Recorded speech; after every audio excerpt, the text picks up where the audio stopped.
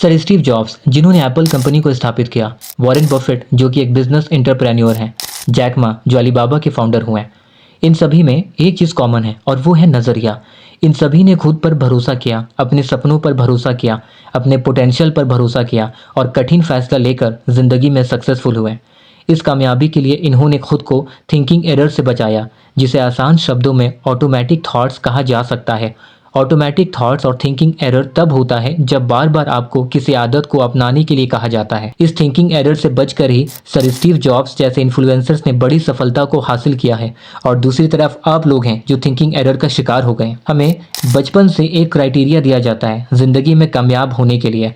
हमसे कहा जाता है अगर आपको कामयाब होना है तो आपको अच्छे से पढ़ाई करनी होगी, आपको 10th में अच्छा स्कोर करना होगा, फिर 12th में भी अच्छा ग्रेड्स अचीव करना होगा और इसके बाद कॉलेज या किसी यूनिवर्सिटी से अच्छी डिग्री लेनी होगी। इसके बाद आपका ज़िंदगी सेटल्ड हो जाएगा। ना चाहते हुए भी उन सब्जेक्ट्स को पढ़ना पड़ता है जिससे हम कुछ सीख भी नहीं पाते। स्टूडेंट्स ऐसा सिर्फ इसीलिए करते हैं क्योंकि ऐसा करने को उनसे कहा जाता है।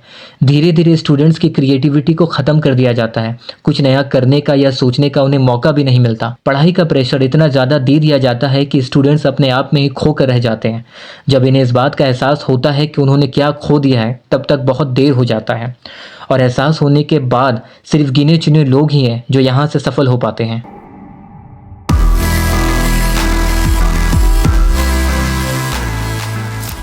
एजुकेशन का होना और प्रोग्रेस करना ठीक ह्यूमन रेस की तरह है जो आगे विकसित हुआ। प्राचीन भारत सिर्फ सोने की चिड़िया ही नहीं बल्कि शिक्षा के खजाने में भी कम नहीं था। जैसे जैसे सभ्यता का विकास हुआ, नॉलेज एंड स्किल्स भी डेवलप हुआ। लोगों का शिक्षा को देखने का नज़रिया भी बदलने लगा। डेवलप करना, स्किल इन्हांस करना, मेंटल एंड स्पिरिचुअल गोल्स को हासिल करने के लिए एजुकेशन के स्तर को बढ़ाया गया। यहाँ से शुरू होता है वैदिक पीरियड। एंशिएंट इंडियन एजुकेशन की शुरुआत होती है वेदास और उपनिषद से। प्राचीन भारत के लोग इस बात पर यकीन रखते थे कि शिक्षा असल ताकत है। शिक्षा हमें अंधेरे से उजाले की तरफ ले जाता है और ज़िंदगी का सही मतलब बताता है। वैसे तो हमारा देश फल फूल रहा था, मगर सन 1835 में जब लॉर्ड मैकाले हमारे देश में आता है तो हमारे देश का दौरा करता है और हमारे देश का दौरा करने के बाद वो प्रेसिडेंट को एक लेटर लिखता है और कहता है कि ये जो भारत देश है यहाँ की सभ्यता अच्छी है, यहाँ पे लोगों का आचरण अच्छा है। मैं जब से भारत में हूँ यहाँ पे मैंने कोई भी चोरी नहीं देखी, मैंने यहाँ पे किसी को भूखा नहीं देखा। तो ऐसे देश के लोगों को गुलाम बनाना मुश्किल हो सकता है। फिर आगे लॉर्ड मैकाले उस लेटर में लिखता है कि अगर इनको गुलाम बनाना है तो गुलाम बनाने के लिए ज़रूरी है कि जिस हेरिटेज को ये आज तक बचा कर आए हुए हैं और जिस ट्रेडिशन को ये फॉलो करते हैं और जो एजुकेशन सिस्टम इनके पास है, अगर इन एजुकेशन सिस्टम को, इस हेरिटेज को और इस ट्रेडिशन का अगर बहिष्कार कर दिया जाए तो बड़ा आसानी से इनको अपना गुलाम बनाया जा सकता है। लॉर्ड मैकाले ने ठीक वैसा ही किया।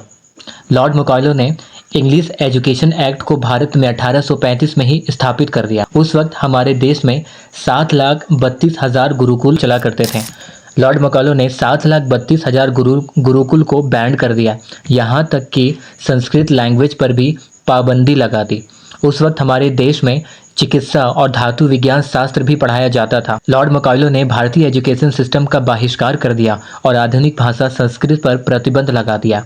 लॉर्ड मैकाले ने हमारे लोगों से कहा कि आए लोगों, तुम हमारे साथ जुड़ जाओ, हम तुम्हें सभ्य बनाएंगे, हम तुम्हें बताएंगे कि एजुकेशन का स्तर क्या होता है, हम तुम्हें बताएंगे कि कामयाब कैसे हुआ जाता है, हम तुम्हें इंग्लिश सिखाएंगे, हम तुम्हें अपनी कंपनीज में नौकरियां भी देंगे। लॉर्ड मैकाले चाहता था कि इन लोगों को सिर्फ अपना गुलाम बनाया जाए और जो कुछ ये आज तक सीखे चले आ रहे थे उन सारी चीज़ों को ख़त्म कर दिया जाए।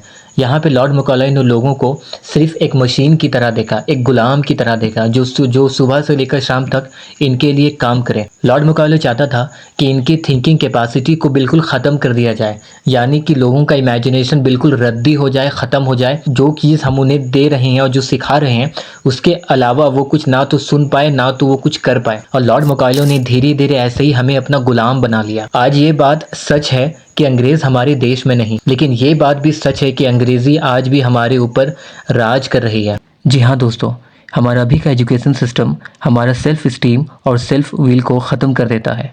स्कूल्स में सिर्फ मार्क्स कैसे लाना है वही बताया जाता है और इससे सिर्फ स्टूडेंट्स का मेंटल स्ट्रेस बढ़ता है, वो असल में कुछ सीख नहीं पाते। टीचर्स हमें कभी तैयार कर ही नहीं पाए, वो हमें कभी सही गाइडेंस दे ही नहीं पाए, क्योंकि टीचर्स के साथ भी वही हुआ होता है। अगर टीचर्स ने भी अपनी ज़िंदगी में कुछ ऐसा किया होता जो उनके ड्रीम से रिलेटेड हो या फिर वो जो उनके पैशन से रिलेटेड हो, तो वो हमें कुछ और भी सिखा पाते हैं। टीचर्स के ऊपर भी वही सारा काम किया गया जो हमारे ऊपर किया जा रहा है। दोस्तों, बहुत ज़रूरी है कि आप अपने ड्रीम्स के बारे में भी सोचें।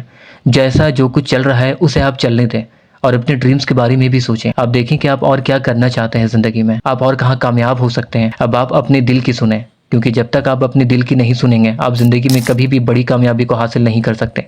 ये फैसला आपका है। कहीं ना कहीं मैं इसका जिम्मेदार खुद को भी मानता हूँ, यानी कि मैं आपको भी मानता हूँ। जब आपका दिल चाहता था कि आप ये काम करो, आप इस काम को सीख सकते हो, आप ये स्किल सीख सकते हो और उसके बाद आप काम कर सकते हो, तो फिर आपने ऐसा किया क्यों नहीं? क्यों आपने अपने दिल की बात नहीं सुनी? क्यों आपने सिर्फ वही सुना जो आपके टीचर्स ने, आपके पेरेंट्स ने, आपके बड़ों ने आपको बताया? इसके जिम्मेदार हम और आप खुद भी हैं। तो आइए आज हम ये फैसला लेते हैं कि आज से हम अपने सपनों के बारे में भी सोचेंगे, उस ज़िंदगी के बारे में भी सोचेंगे जो सिर्फ एक किस्सा और कहानी बन के रह गया है। आज से आप ये कोशिश कीजिए कि आप ज़िंदगी में कुछ बेहतर कर सकते हैं। ज़िंदगी में कामयाबी के लिए आपको कुछ ना कुछ तो करना पड़ेगा। ये ज़िंदगी आपकी है और ये फैसला आपका होगा कि आपको ज़िंदगी में कैसे जीना है और किस ज़िंदगी को हासिल करना है। दोस्तों, जो वक्त आपका गुजर गया, जो वक्त आपका वेस्ट हो गया, उसको सोच करके उदास होने की ज़रूरत नहीं है, बल्कि आप ये सोचें कि जो वक्त आपके पास बचा हुआ है, इस वक्त को यूज़ कैसे करना है। याद रखिए, जितने भी इन्फ्लुएंसर्स अभी यूट्यूब पर हैं, जितने को मैं जानता हूँ, जितने के वीडियोस को मैं देखता हूँ, ध्रुव राठी हैं, दीपक दहिया हैं, मनोज दे हैं और इनके जैसे और भी यूट्यूबर्स हैं जो कि बहुत अच्छा काम कर रहे हैं, बहुत अच्छा कंटेंट बना रहे हैं। इन लोगों ने भी कहीं ना कहीं से शुरुआत की है। तो अगर आप भी ज़िंदगी में कामयाब होना चाहते हैं तो ज़रूरी है कि आप भी कहीं ना कहीं से शुरुआत करें। Always remember that there is always a beginning. कहीं ना कहीं से आपको शुरुआत करनी होती है। अगर आप एक्सक्यूज देते हैं तो आप कभी भी शुरुआत नहीं कर पाएंगे। आपको अपने आप को मना करके और समझा करके चलना होगा, क्योंकि एकदम से कामयाबी नहीं मिलती। मिस्टर बीस्ट कहता है कि मैंने 100 वीडियोस बनाया और 100 वीडियोस बनाने के बाद मुझ में वो कॉन्फिडेंस बूस्ट हुआ कि हाँ, अब मैं कंटिन्यू काम कर सकता हूँ।